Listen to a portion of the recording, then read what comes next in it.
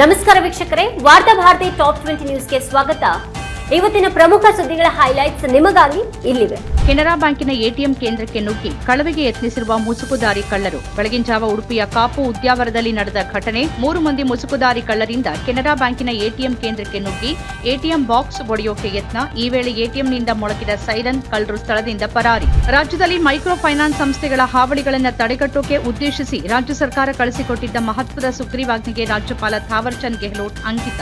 ಈ ಹಿಂದೆ ಕೆಲವು ಸ್ಪಷ್ಟನೆ ಹಾಗೂ ಸಲಹೆಗಳೊಂದಿಗೆ ಕಡತವನ್ನು ವಾಪಸ್ ಕಳಿಸಿದ್ದ ರಾಜ್ಯಪಾಲರು. ಉದಯಗಿರಿ ಠಾಣೆಗೆ ಕಲ್ಲೆಸೆದು ಗಲಾಟೆ ಮಾಡಿದ ಆರೋಪ 8 ಮಂದಿಯನ್ನು ಬುಧವಾರ ಬಂಧಿಸಿದ ಸಿಸಿಬಿ ಪೊಲೀಸರು. ಶಾಂತಿನಗರದ ಸುಹೇಲ್, ರಹೀಲ್, ಅಯಾನ್, ಗೌಸಿಯಾ ನಗರದ ಸೈಯದ್ ಸಾದಿಕ್, ಶೋಯಬ್ ಪಾಷಾ, ರಾಜೀವ್ ನಗರದ ಸಾದಿಕ್ ಪಾಷಾ, ಅರ್ಬಾಜ್ ಶರೀಫ್, ಸತ್ಯನಗರದ ಎಜಾಜ್ ಬಂಧಿತರು ಅಂತ ಮಾಹಿತಿ. ಕೋವಿಡ್-19 ಎರಡನೇ ಅಲೆ ಸಂದರ್ಭದಲ್ಲಿ ದುಬಾರಿ ದರಕ್ಕೆ ಪಿಪಿಇ ಕಿಟ್ಗಳನ್ನು ಪೂರೈಸಿದ ಪ್ರಕರಣ. ಪ್ರೂಡೆಂಟ್ ಮ್ಯಾನೇಜ್ಮೆಂಟ್ ಸೊಲ್ಯೂಷನ್ ಹಾಗೂ ಲಾರ್ಜ್ ಎಕ್ಸ್ಪೋರ್ಟ್ ಲಿಮಿಟೆಡ್ ಕಂಪನಿಗಳ ವಿರುದ್ಧದ ವರದಿಯನ್ನ ಹೈಕೋರ್ಟ್ಗೆ ಸಲ್ಲಿಸಿದ ಸರ್ಕಾರ. ರಾಜ್ಯ ಸರ್ಕಾರ ಸಲ್ಲಿಸಿದ ಮೇಲ್ಮನವಿಯ ವಿಚಾರಣೆಯನ್ನು ನಡೆಸಿದ ಮುಖ್ಯ ನ್ಯಾಯಮೂರ್ತಿ ಎನ್ವಿ ಅಂಜಾರಿಯಾ ಹಾಗೂ ನ್ಯಾಯಮೂರ್ತಿ ಎಂಐ ಅರುಣ್ ಅವರಿದ್ದ ಪೀಠ. ರಾಜ್ಯದಲ್ಲಿ ಅಧಿಕಾರಿಗಳಿಗೆ ರಕ್ಷಣೆ ಇಲ್ಲ, ಪೊಲೀಸರ ಆತ್ಮಸ್ಥೈರ್ಯ ಕುಸಿದಿದೆ. ಪ್ರತಿಪಕ್ಷ ನಾಯಕ ಆರ್ ಅಶೋಕ್ ಆಕ್ರೋಶ. ಒಂದ್ ಕಡೆ ಮರಳು ಮಾಫಿಯಾ ಕೈಯಲ್ಲಿ ಸರ್ಕಾರ ಸಿಲುಕಿದ್ರೆ, ಮತ್ತೊಂದು ಕಡೆ ಮೈಸೂರಿನಲ್ಲಿ ಗಲಭೆಕೋರರ ಪರವಾಗಿ ಸಚಿವರು ಮಾತಾಡ್ತಿದ್ದಾರೆ ಎಂದ ಆರ್ ಅಶೋಕ್. ಚುನಾವಣೆಗಳಿಗೆ ಮುನ್ನ ಉಚಿತ ಕೊಡುಗೆಗಳನ್ನು ಘೋಷಣೆ ಮಾಡುವ ಪರಿಪಾಠವನ್ನ ಟೀಕಿಸಿದ ಸರ್ವೋಚ್ಚ ನ್ಯಾಯಾಲಯ. ಜನರಿಗೆ ಉಚಿತ ಪಡಿತರ ಮತ್ತು ಹಣ ದೊರೆತಿರೋದ್ರಿಂದ ಅವರು ಕೆಲಸ ಮಾಡೋಕೆ ಸಿದ್ಧರಿಲ್ಲ ಎಂದ ಸುಪ್ರೀಂ ಕೋರ್ಟ್. ನಗರ ಪ್ರದೇಶಗಳಲ್ಲಿ ನಿರಾಶ್ರಿತರ ಆಶ್ರಯದ ಹಕ್ಕಿಗೆ ಸಂಬಂಧಿಸಿದ ವಿಷಯದ ವಿಚಾರಣೆಯನ್ನ ಕೈಗೆತ್ತಿಕೊಂಡಿದ್ದ ನ್ಯಾಯಮೂರ್ತಿಗಳಾದ ಬಿಆರ್ ಗವಾಯಿ ಮತ್ತು ಎಜಿ ಮಸೀಹ್ ಅವರ ಪೀಠ. ಪ್ರಧಾನಿ ನರೇಂದ್ರ ಮೋದಿ ಅವರು ಫ್ರಾನ್ಸ್ಗೆ ತೆರಳುತ್ತಾ ಇದ್ದಾಗ ವಿಮಾನದ ಮೇಲೆ ಭಯೋತ್ಪಾದಕರು ದಾಳಿ ನಡೆಸಬಹುದು ಅಂತ ಅಪರಿಚಿತರೊಬ್ಬರು ಮುಂಬೈ ಪೊಲೀಸ್ ಕಂಟ್ರೋಲ್ ರೂಮ್ಗೆ ಕರೆ ಮಾಡಿದ್ರು ಅಂತ ತಿಳಿಸಿದ ಅಧಿಕಾರಿಗಳು. ಪ್ರಕರಣವನ್ನು ಗಂಭೀರವಾಗಿ ಪರಿಗಣಿಸಿ ತನಿಖೆ ನಡೆಸಲಾಗುತ್ತಿದೆ. ಜೊತೆಗೆ ಇತರ ಏಜೆನ್ಸಿಗಳಿಗೂ ಈ ಕುರಿತು ಮಾಹಿತಿ ನೀಡಲಾಗಿದೆ ಅಂತ ತಿಳಿಸಿದ ಮುಂಬೈ ಪೊಲೀಸರು. ಕಳೆದ 2 ವರ್ಷಗಳಲ್ಲಿ ಐಐಟಿಗಳು, ಐಐಎಂಗಳಿಗೆ ನೇಮಕಗೊಂಡ ಬೋಧಕರಲ್ಲಿ ಎಸ್ಸಿ/ಎಸ್ಟಿ ಅಭ್ಯರ್ಥಿಗಳ ಸಂಖ್ಯೆ ಕೇವಲ 10%. ಕೇಂದ್ರ ಶಿಕ್ಷಣ ಸಚಿವಾಲಯ ಸಂಸತ್ತಿನಲ್ಲಿ ತಿಳಿಸಿದೆ ಅಂತ ದಿ ವೈರ್.in ವರದಿ. ಐಐಎಂ ಮತ್ತು ಐಐಟಿಗಳು ಸೆಪ್ಟೆಂಬರ್ 2022ರಲ್ಲಿ ಎಸ್ಸಿ ಮತ್ತು ಎಸ್ಟಿಗಳು ಸೇರಿದಂತೆ ನೇಮಕಾತಿಗಾಗಿ ಅಭಿಯಾನವನ್ನ ಆರಂಭಿಸಿದ ಬಳಿಕ ಈ ಬೆಳವಣಿಗೆ. 1984ರ ಸಿಖ್ ವಿರೋಧಿ ದಂಗೆ ಪ್ರಕರಣ. ಕಾಂಗ್ರೆಸ್ನ ಮಾಜಿ ಸಂಸದ ಸಜ್ಜನ್ ಕುಮಾರ್ ದೋಷಿ ಅಂತ ತೀರ್ಪು ನೀಡಿದ ದಿಲ್ಲಿಯ ರೋಸ್ ಅವೆನ್ಯೂ ನ್ಯಾಯಾಲಯ 1984ರ ನವೆಂಬರ್ 1ರಂದು ರಾಷ್ಟ್ರ ರಾಜಧಾನಿಯ ಸರಸ್ವತಿ ವಿಹಾರ್ ಪ್ರದೇಶದಲ್ಲಿ ಜಸ್ವಂತ್ ಸಿಂಗ್ ಮತ್ತು ಅವರ ಪುತ್ರ ತರುಣ್ದೀಪ್ ಸಿಂಗ್ ಹತ್ಯೆಗೆ ಸಂಬಂಧಿಸಿದ ಪ್ರಕರಣ. 2023ರಲ್ಲಿ ಸಾಹಿತ್ಯ ಮತ್ತು ಶಿಕ್ಷಣ ಕ್ಷೇತ್ರದಲ್ಲಿ ಅಂತರ್ಯಾಮಿ ಮಿಶ್ರಾ ಅವರಿಗೆ ನೀಡಲಾದ ಪದ್ಮ ಪ್ರಶಸ್ತಿಗೆ ಸಂಬಂಧಪಟ್ಟಂತೆ ಸ್ಪಷ್ಟನೆ ನೀಡುವಂತೆ ಕೇಂದ್ರ ಸರ್ಕಾರಕ್ಕೆ ನೋಟಿಸ್ ನೀಡಿದ ಒಡಿಶಾ ಹೈಕೋರ್ಟ್. 2023ರ ಜನವರಿ 25ರಂದು ಘೋಷಿಸಲಾದ ಪದ್ಮಶ್ರೀ ಪ್ರಶಸ್ತಿ ಪುರಸ್ಕೃತರ ಪಟ್ಟಿಯಲ್ಲಿ ನನ್ನ ಹೆಸರಿತ್ತು, ಆದರೆ ಅದೇ ಹೆಸರಿನ ಮತ್ತೋರ್ವ ವ್ಯಕ್ತಿ ಪ್ರಶಸ್ತಿಯನ್ನು ಪಡೆದುಕೊಂಡಿದ್ದಾನೆ ಅಂತ ಅಂತರ್ಯಾಮಿ ಮಿಶ್ರಾ ಆರೋಪ.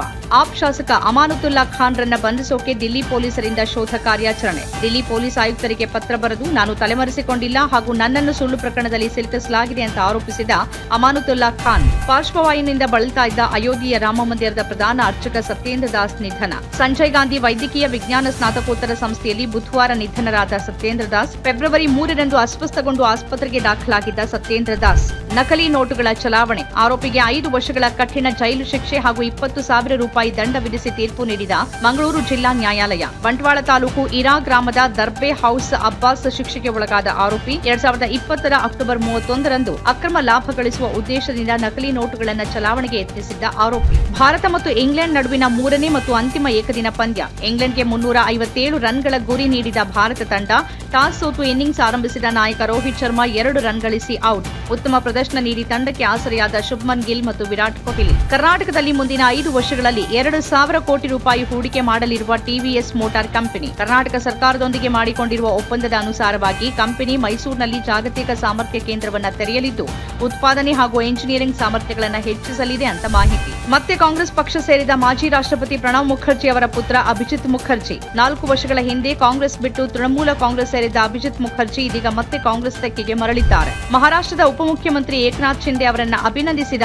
ಎನ್ಸಿಪಿ ಮುಖ್ಯಸ್ಥ ಶರದ್ ಪವಾರ್. ತೀವ್ರ ಆಕ್ಷೇಪ ವ್ಯಕ್ತಪಡಿಸಿದ ಶಿವಸೇನೆ ಮುಖ್ಯಸ್ಥ ಉದ್ಧವ್ ಠಾಕ್ರೆ. 98ನೇ ಅಖಿಲ ಭಾರತ ಮರಾಠಿ ಸಾಹಿತ್ಯ ಸಮ್ಮೇಳನದ ಅಂಗವಾಗಿ ಪುಣೆ ಮೂಲದ ಸರ್ಹಾದ್ ಅವರು ಸ್ಥಾಪಿಸಿದ ಮಹದ್ಸಿ ಶಿಂದೆ ರಾಷ್ಟ್ರೀಯ ಗೌರವ ಪ್ರಶಸ್ತಿಯನ್ನ ಡಿಸಿಎಂ ಏಕನಾಥ್ ಶಿಂದೆ ಅವರಿಗೆ ಪ್ರದಾನ ಮಾಡಿದ್ದ ಶರದ್ ಪವಾರ್. ದೆಹಲಿಯ ನೂತನ ಮುಖ್ಯಮಂತ್ರಿ ಯಾರಾಗಲಿದ್ದಾರೆ ಅನ್ನೋ ಕುತೂಹಲದ ನಡುವೆ ಬಿಜೆಪಿಯ ಆಂತರಿಕ ವಲಯದಲ್ಲಿ ತೀವ್ರ ಚರ್ಚೆ. ಆಮ್ ಆದ್ಮಿ ಪಕ್ಷದ ಆಡಳಿತವಿರುವ ಪಂಜಾಬ್ ಹಾಗೂ ಎನ್ಡಿಎ ಮೈತ್ರಿ ಸರ್ಕಾರ ಅಸ್ತಿತ್ವದಲ್ಲಿರುವ ಬಿಹಾರದಲ್ಲಿ ನಡೆಯುವ ವಿಧಾನಸಭೆ ಚುನಾವಣೆಗಳ ಮೇಲೆ ಕಣ್ಣಿಟ್ಟು ದೆಹಲಿಗೆ ಇಬ್ಬರು ಉಪಮುಖ್ಯಮಂತ್ರಿಗಳನ್ನ ನೇಮಕ ಮಾಡುವ ಸಾಧ್ಯತೆ. ಭಾರತ್ ಜೋಡೋ ಯಾತ್ರೆ ವೇಳೆ ಸೇನಾಪಡೆ ಕುರಿತು ಅವಹೇಳನಕಾರಿ ಹೇಳಿಕೆ ನೀಡಿದ ಆರೋಪ ಪ್ರಕರಣದ ಸಂಬಂಧ ಕಾಂಗ್ರೆಸ್ ನಾಯಕ ರಾಹುಲ್ ಗಾಂಧಿ ಅವರಿಗೆ ಸಮನ್ಸ್ ನೀಡಿದ ಉತ್ತರ ಪ್ರದೇಶದ ನ್ಯಾಯಾಲಯ ಪ್ರಕರಣದ ವಿಚಾರಣೆಯನ್ನ ಮಾರ್ಚ್ 24ಕ್ಕೆ ಮುಂದೂಡಿದ್ದು ಅಂದು ನ್ಯಾಯಾಲಯದಲ್ಲಿ ಹಾಜರಿರುವಂತೆ ರಾಹುಲ್ಗೆ ಸೂಚನೆ. ಫ್ರಾನ್ಸ್ನ ಮಾರ್ಸೈಲ್ ನಗರದಲ್ಲಿ ನೂತನ ಭಾರತೀಯ ರಾಯಭಾರ ಕಚೇರಿಯನ್ನ ಜಂಟಿಯಾಗಿ ಉದ್ಘಾಟಿಸಿದ ಭಾರತದ ಪ್ರಧಾನಿ ನರೇಂದ್ರ ಮೋದಿ ಮತ್ತು ಫ್ರಾನ್ಸ್ ಅಧ್ಯಕ್ಷ ಎಮಾನ್ಯುಯಲ್ ಮ್ಯಾಕ್ರನ್ ಅವರ ಆಹ್ವಾನದ ಮೇರೆಗೆ ಫ್ರಾನ್ಸ್ಗೆ ತೆರಳಿರುವ ಪ್ರಧಾನಿ ಮೋದಿ ಮಂಗಳವಾರ ಎಐ ಆಕ್ಷನ್ ಶೃಂಗದಲ್ಲಿ ಭಾಗವಹಿಸಿದ್ರು.